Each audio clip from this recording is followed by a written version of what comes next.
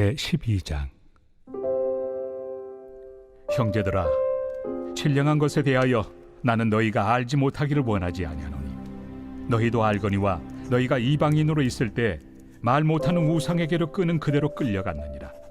그러므로 내가 너희에게 알리노니 하나님의 영으로 말하는 자는 누구든지 예수를 저주할 자라 하지 아니하고 또 성령으로 아니하고는 누구든지 예수를 주시라 할 수 없느니라.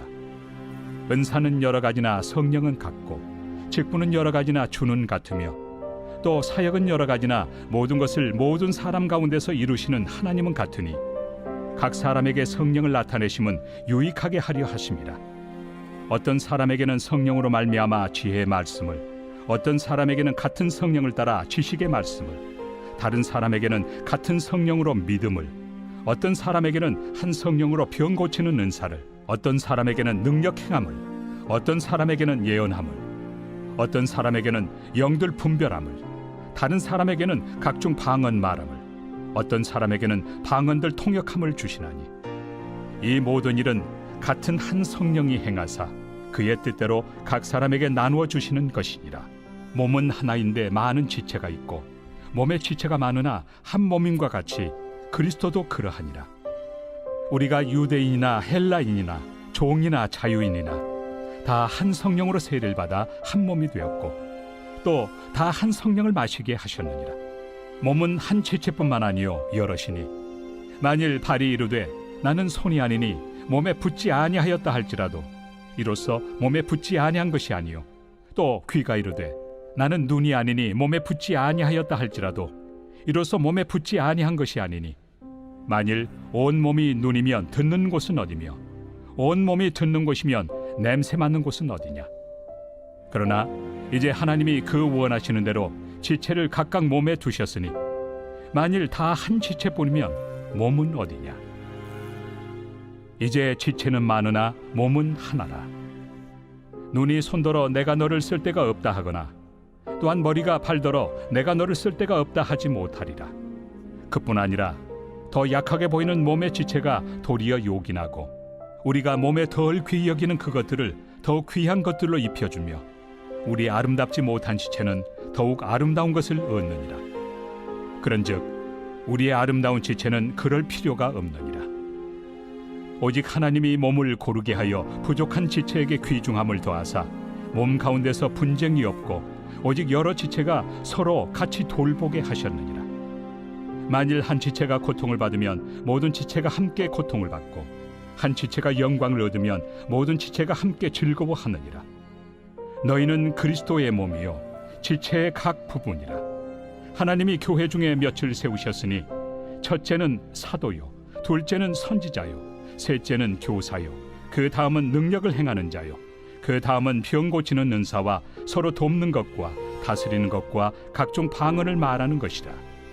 다 사도이겠느냐, 다 선지자이겠느냐, 다 교사이겠느냐, 다 능력을 행하는 자이겠느냐, 다 병 고치는 은사를 가진 자이겠느냐, 다 방언을 말하는 자이겠느냐, 다 통역하는 자이겠느냐. 너희는 더욱 큰 은사를 사모하라. 내가 또한 가장 좋은 길을 너희에게 보이리라.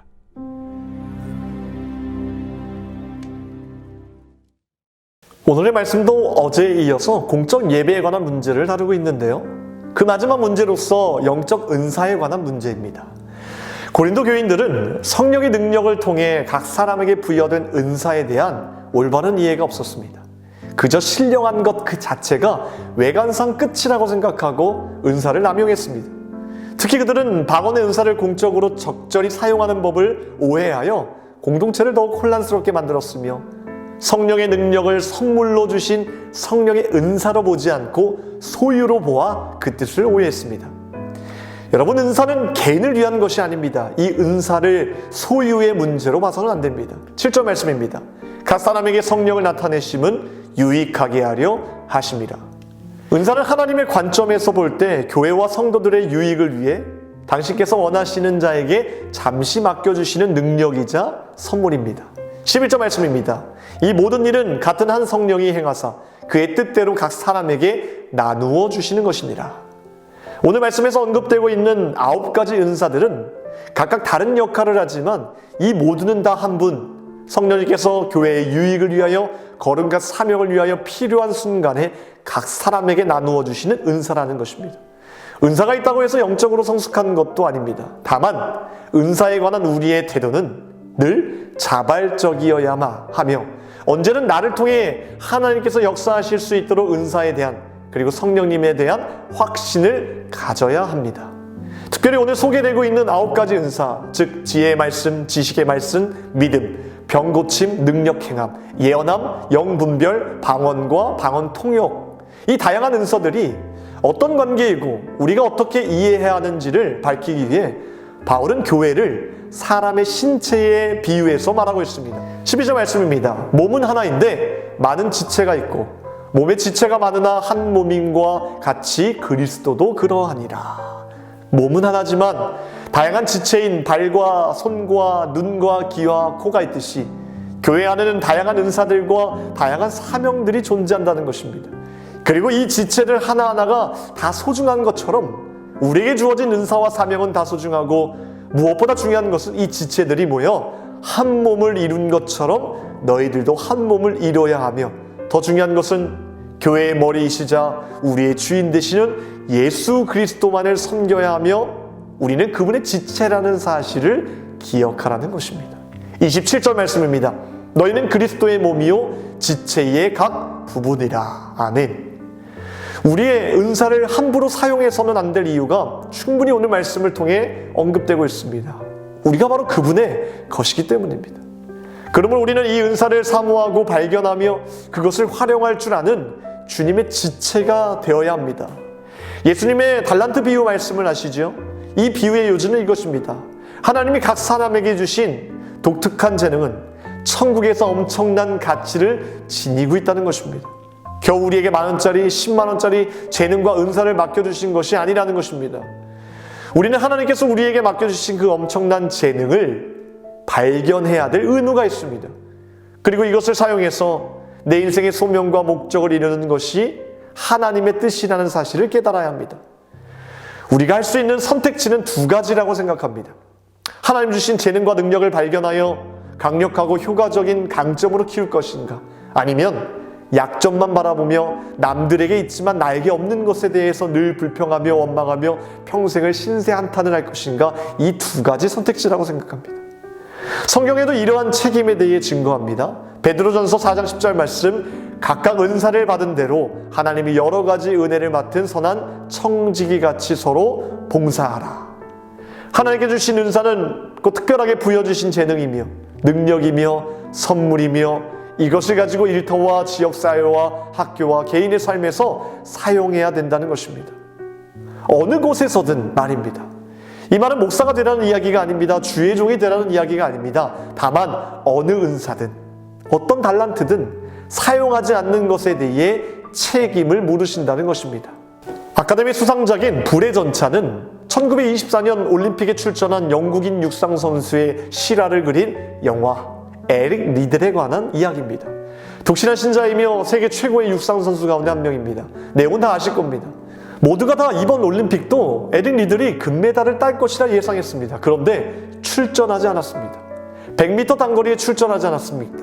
이유가 무엇이었습니까? 경기가 주일이었기 때문입니다. 예배가 중요하지 금메달이 중요합니까? 라며 영국의 수상이 찾아와서 설득을 했음에도 출전하지 않았습니다.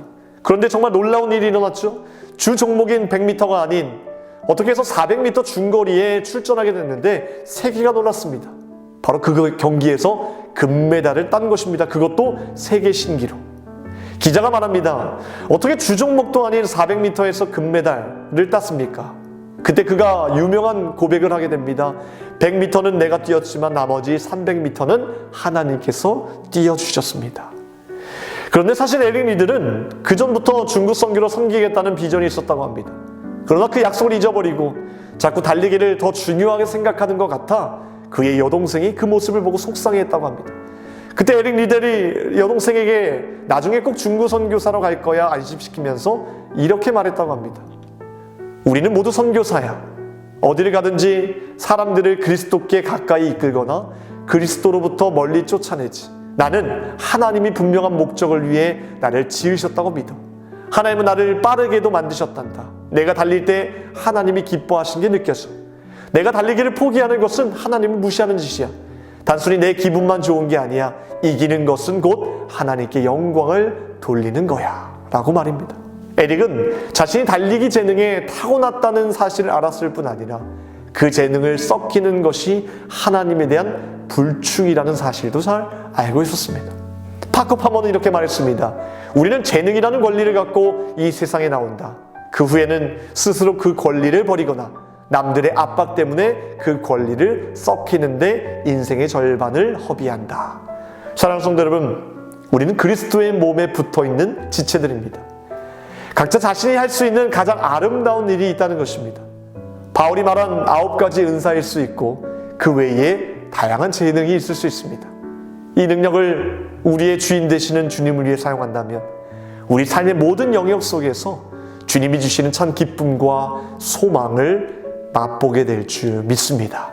오늘 수요일 함께 기도할 제목은 주의 종과 청지기를 위해 함께 기도하겠습니다.